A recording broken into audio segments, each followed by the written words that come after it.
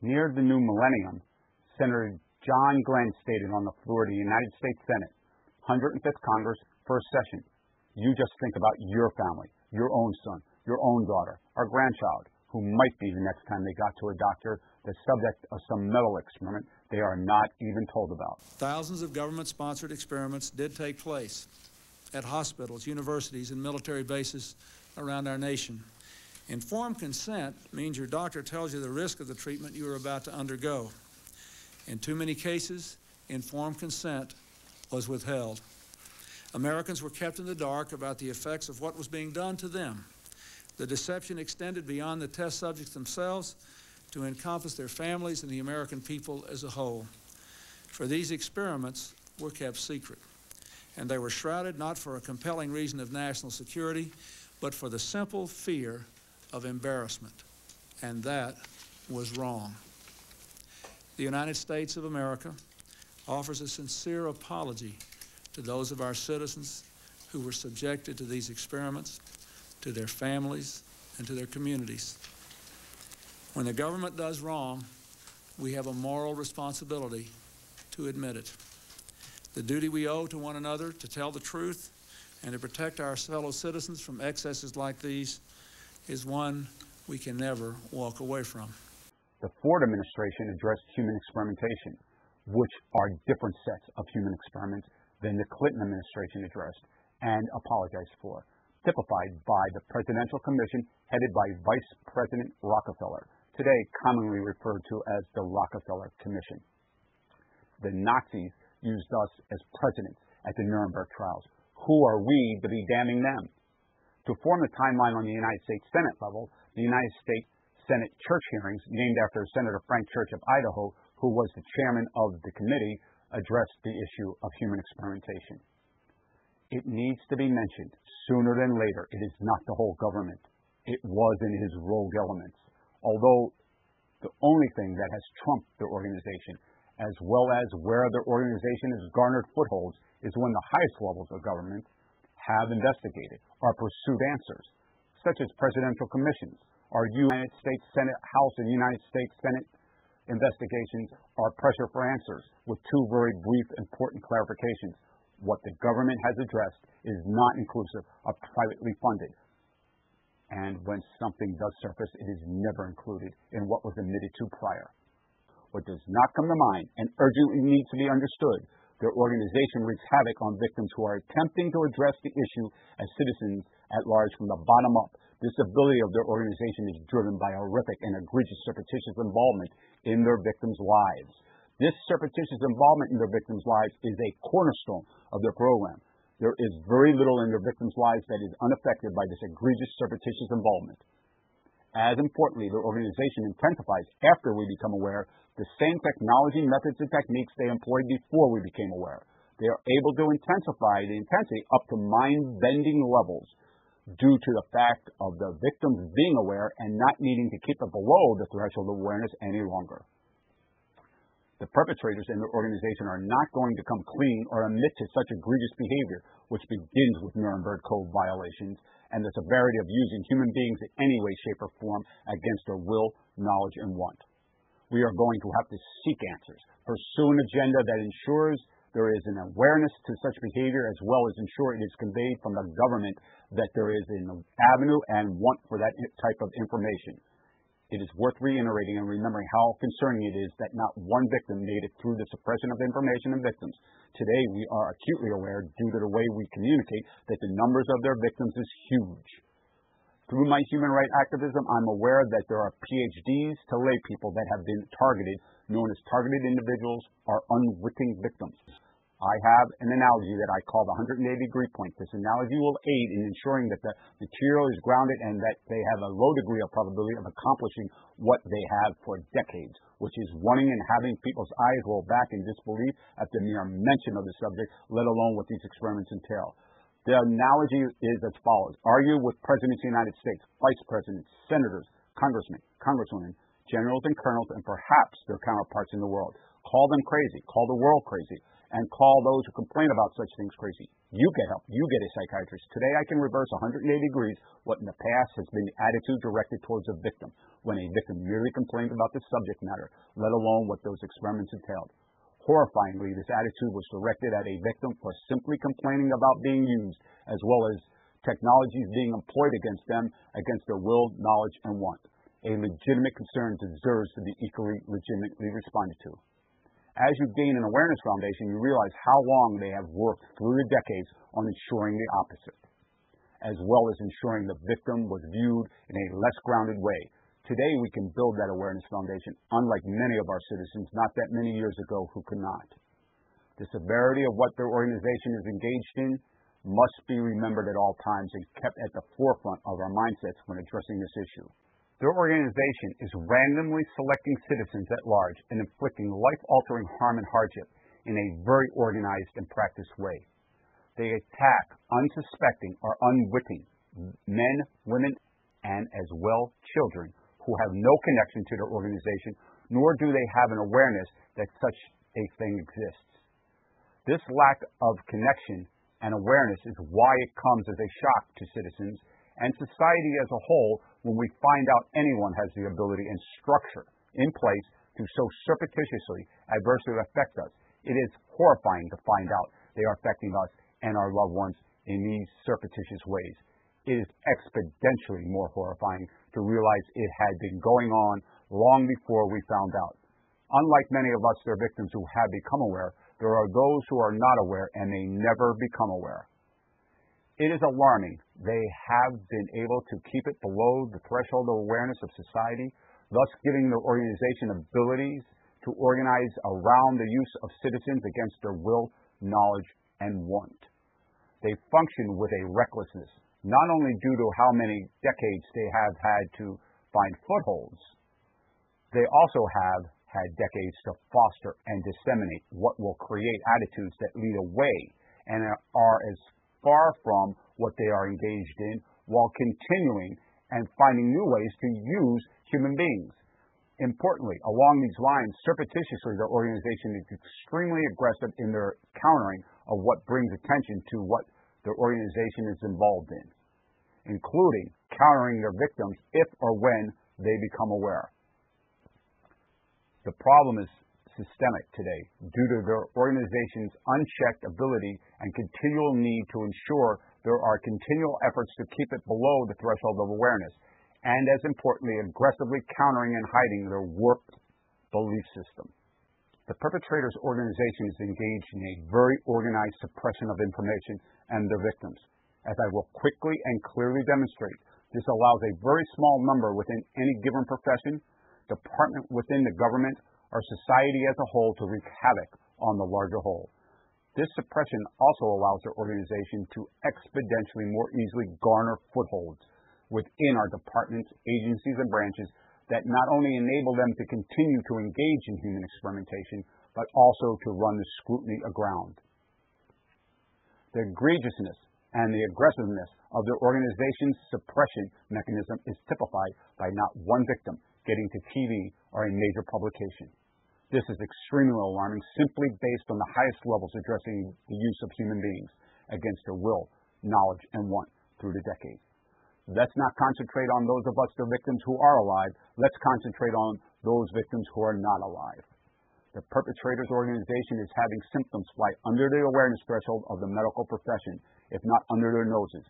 To convey this point to the medical profession, it is beyond the suppression of information on the subject of human experimentation unto itself. It is the suppression of information for the symptoms and harm that would be exhibited by not only those victims who have become aware, but those who are unaware and may never become aware. Their organization is well-greased and well-practiced at keeping the information from reaching the hands of those who would identify the symptoms, harms, and hardship. I use an analogy with a lighter-hearted tone to convey how it is flying under your threshold of awareness, lock, stock, and barrel, more times than not. I call it the GPS example so you know where this is heading. The speaker in your car tells you to turn right 200 feet. Doctor, 3 satellites triangulating just you, waves or electromagnetic energy through thin air, anywhere within a foot on the surface of the planet. So we have outer space, planets, waves, thin air, it, them, All that just for you. Doctor, if you feel more comfortable laying on the couch, please do so. Your speech seems a little accelerated. This analogy really drives home the point. When you are not aware of the technology, methods, and techniques, the information, symptoms, and harms, as well as the victims themselves, seem flighty, up to it seeming to be ungrounded. The more a victim complains, or the more definitive the victims are, the more unglued they want the victim to seem. It is absolutely imperative that you know there will be physical symptoms. Symptom A, yes or no. Symptom B, yes or no, and so forth.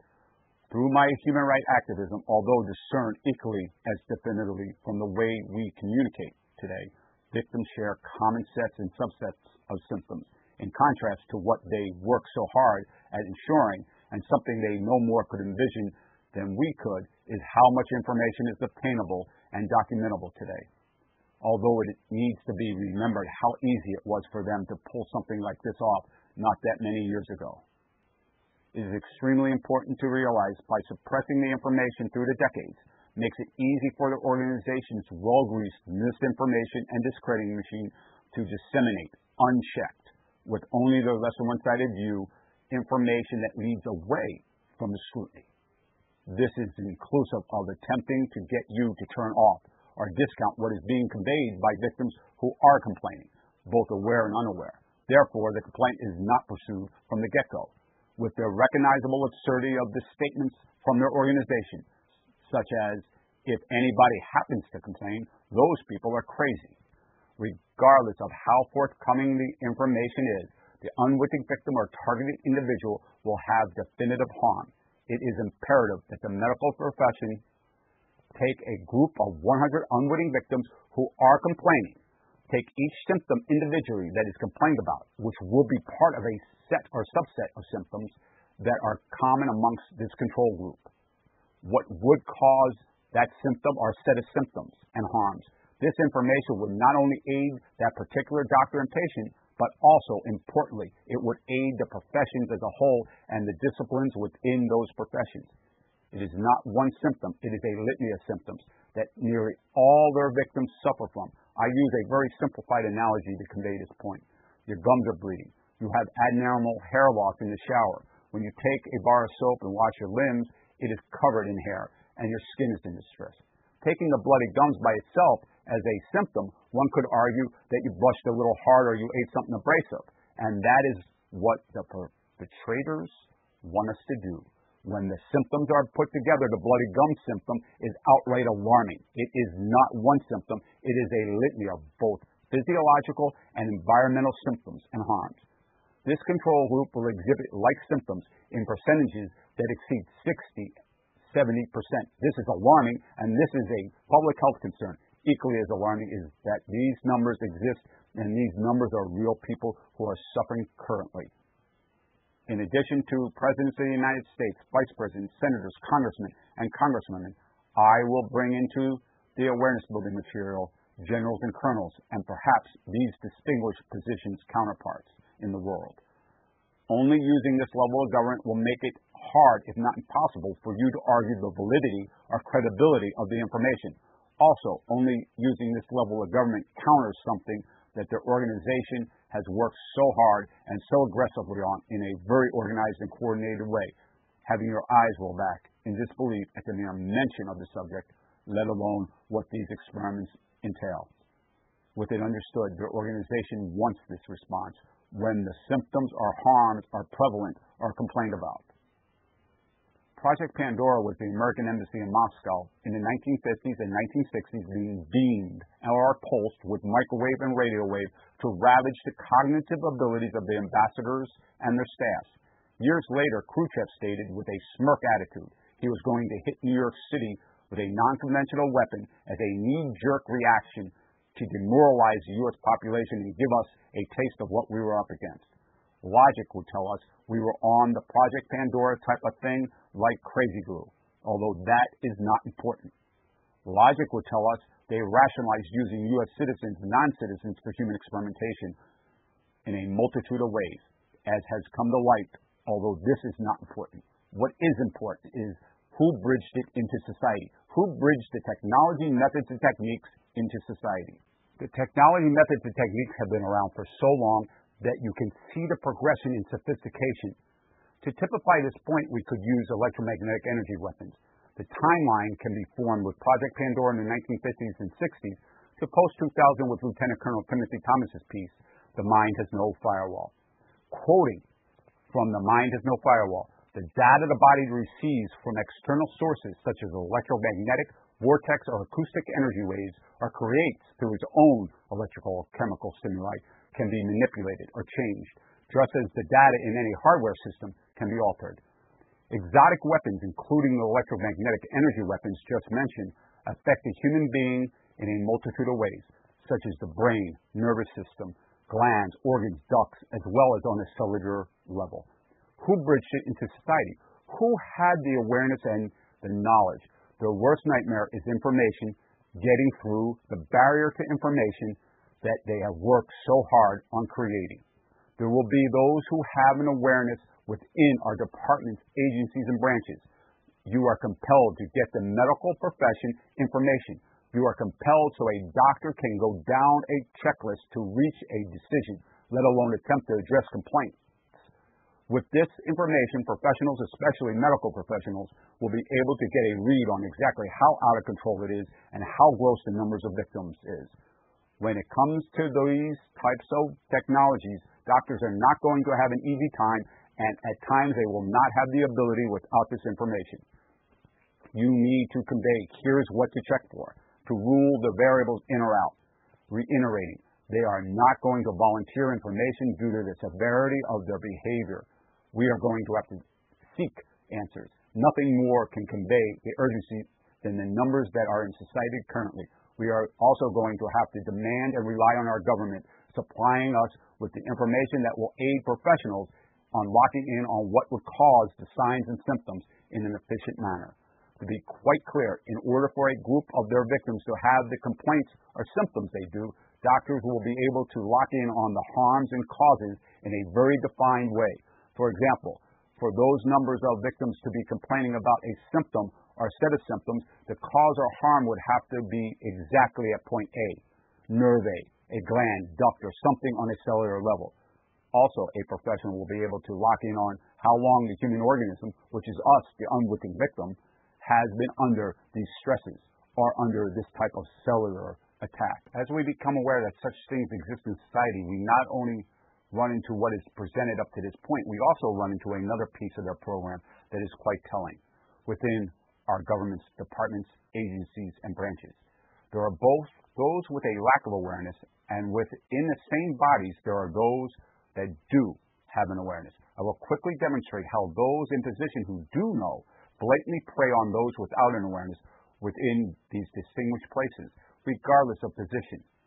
Those who have an awareness allow others within these departments to make statements that are devoid of information. The statements may convey a message that it does not exist, therefore it could not have been a factor in the outcome. This is in horrifyingly stark contrast to statements and information from those who are informed. If those who are unaware simply included in their statements and information anything that indicated an awareness or even that it existed, although it does or does not apply to what is at hand, it would add more than credibility. The lack of a full awareness foundation creates a lack of validity and usability of the information and adds a pure political overtone. It is urgently and imperatively needed to be understood without this awareness foundation, how can those communicating the information evaluate if it does or does not apply to the variables, as well as the importance of the variables at hand, let alone evaluate the validity of the decisions? Those who know, including those of us in society, watch the vast majority present information and make statements that are absent of their awareness. The statements are foolish when you have even a minimal awareness foundation.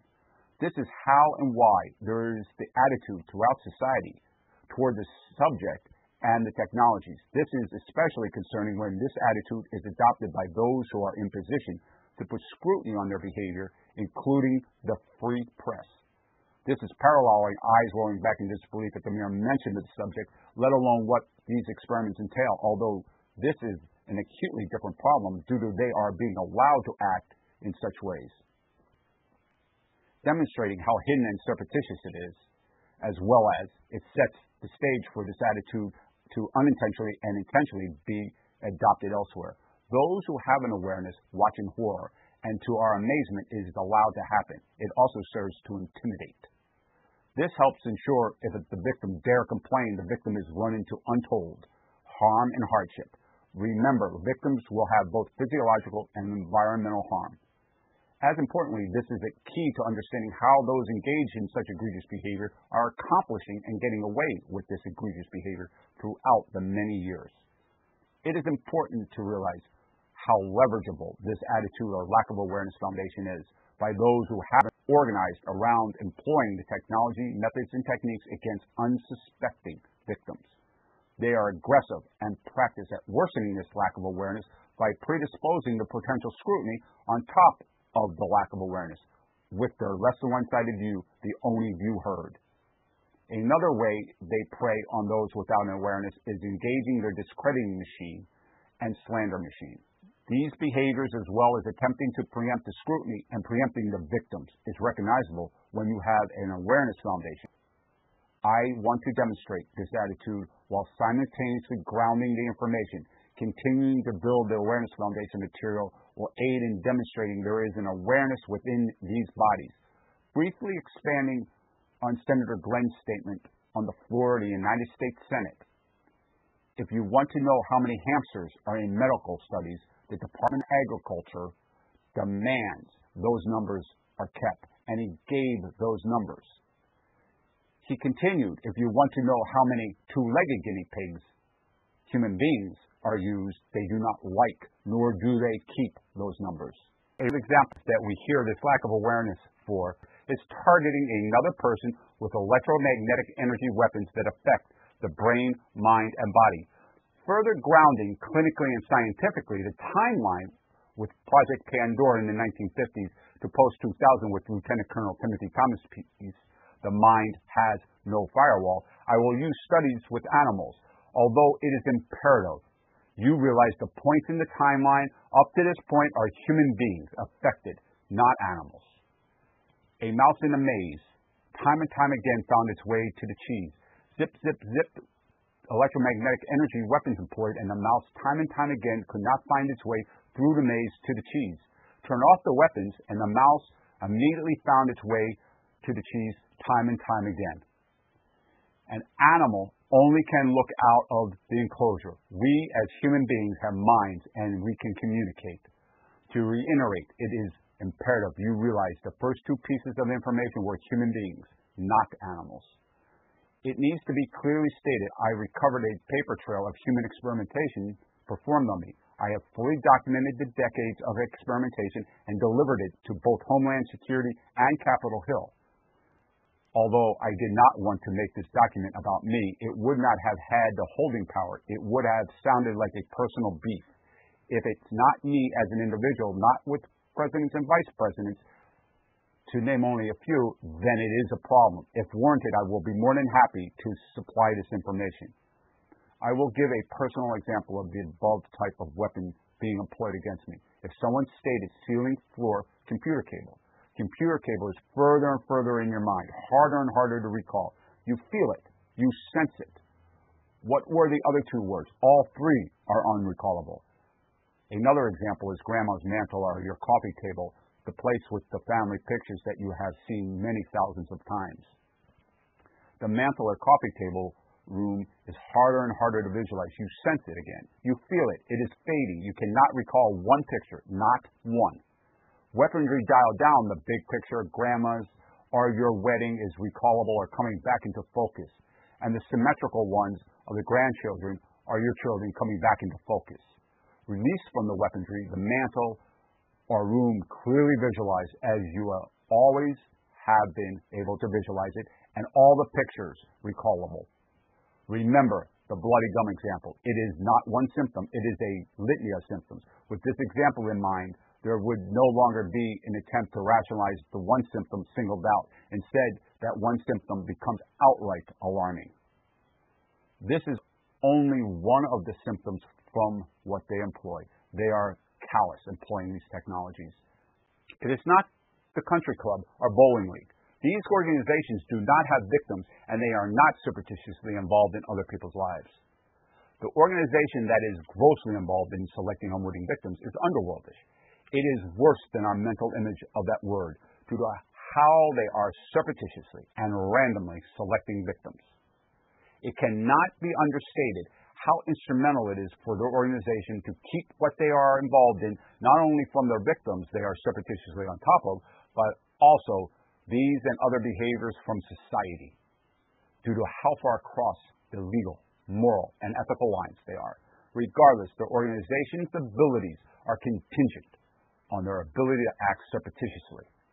The culture of their organization is rooted in their ability to affect other human beings, brains, minds, and bodies.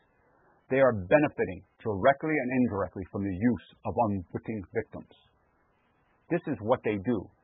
At the core is not only the culture of affecting other human beings, but also getting their members to rationalize affecting others, as well as the aggressive, surreptitious involvement in their victims' lives, leaving very little, if anything, unaffected. They are tampering in every aspect of their victims' lives. There is an extremely broad spectrum of illegal, immoral, and unethical behaviors. The culture and belief system of their organization is centered around illegal behavior, targeting and keeping the victim vulnerable, as well as creating a facade to shield how far across the lines they are. As far as the professionals they recruit, they were probably bad to begin with, although there is a probability they were so involved in their studies and research to the point of being obsessed that they were easily pulled or slipped to the dark side of science, including having unwitting victims in the loop, such as the study centered around affecting the brain and mind. Again, very few in any profession can wreak havoc on the larger whole. The following aids in conveying how egregious their organization's behavior is and how far across the legal, moral, and ethical lines they are. It is not an act of passion, nor is it a singular harm done to another person. They are affecting the unwitting victim month after month, year after year, decade after decade. What makes it so egregious and warped is they are coming back over time to inflict harm and hardship, watching the deterioration, watching the harm, watching the victim in horror, and watching the struggle and difficulty caused by their involvement. As I have gleaned from all the information from my human rights activism, it ends when we, their victims, die. They would monitor to see what they could glean from the unwitting victim's last breath. This typifies how psychopathic they are. It is outright alarming how and why they work to instill this lack of empathy and compassion in their members.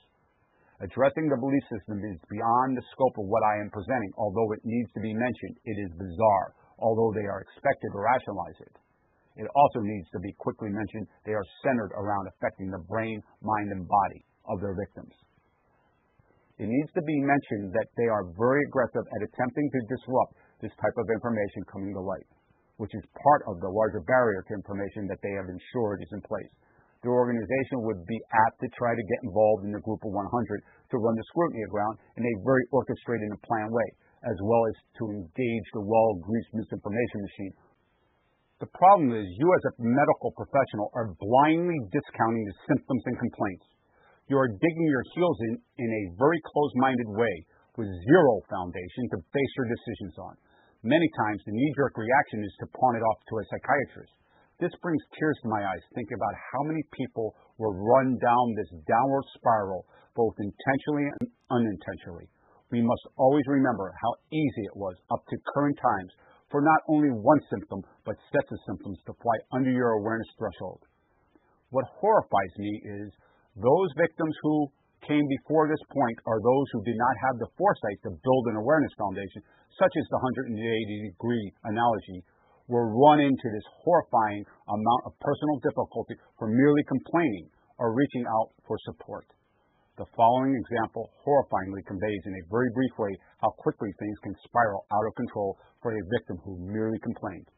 A victim is complaining to a doctor. For that matter, it could be another professional, such as the local police department, about symptoms, technologies employed against them, or they simply brought up their concern of being a victim of the perpetrator's organization that employs the technology, methods, and techniques. This would lead to a real-world situation where the GPS analogy is profoundly accurate. For brevity, I'm not going to repeat the GPS example, although it needs to be kept in mind. The victim has already been treated, received a stitch or two. On the way out of the door, the doctor converses with the psychiatrist entering the room. For brevity, they state space, planets, waves, through thin air, and just for them. The psychiatrist sits down with the patient victim. The psychiatrist tells the victim that they just got back from having a nice sandwich at the local strip shopping center. He states the place always has a little line testifying to the point that the sandwiches are really good. When he goes there, as well as this time, he has to park several aisles past the shop because of the popularity, although it is worth a little bit of wait.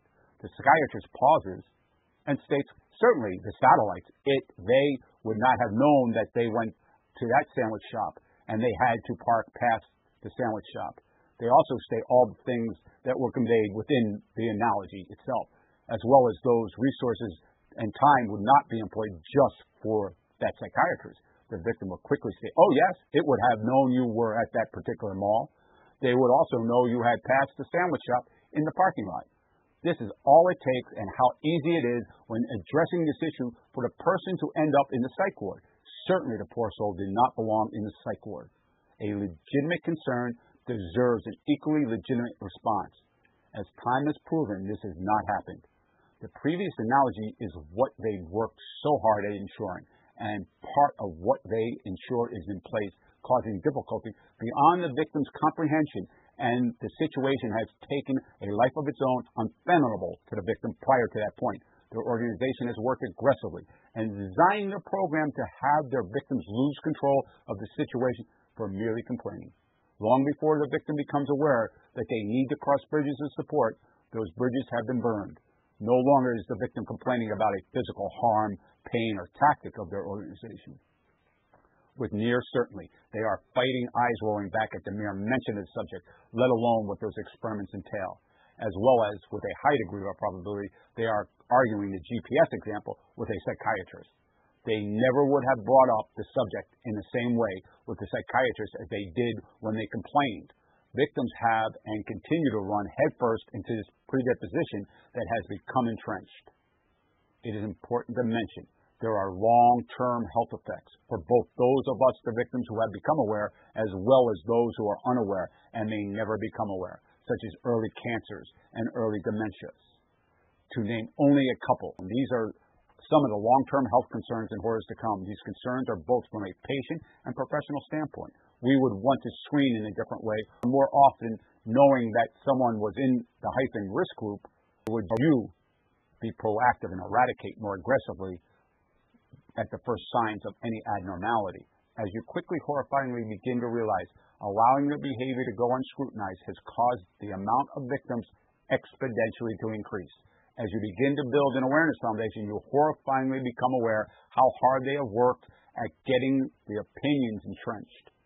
Why would there be any opinion lodged or held? Why would they have any input other than wanting to get to the bottom of it and zero tolerance for human experimentation? This point at times is very apparent when you have an awareness foundation. With the information highway, it is exponentially harder to suppress the information, although it must be recognized their shenanigans are no less prevalent. Crashing websites, trying to drive bad information to the top of the list, and in general making information harder to be gleaned. One thing that cannot be construed as being part of anything but authentic is the victim's stories and horror stories. It may sound like the GPS example, although when you know the technologies exist, those stories that are out there, the horror stories of having those weapons employed against the person who has written, are tangible and grounded. Instead of the GPS analogy and eyes rolling back in disbelief, you would have a natural inquisitiveness and want to know, if not demanding to know. This is a defining moment.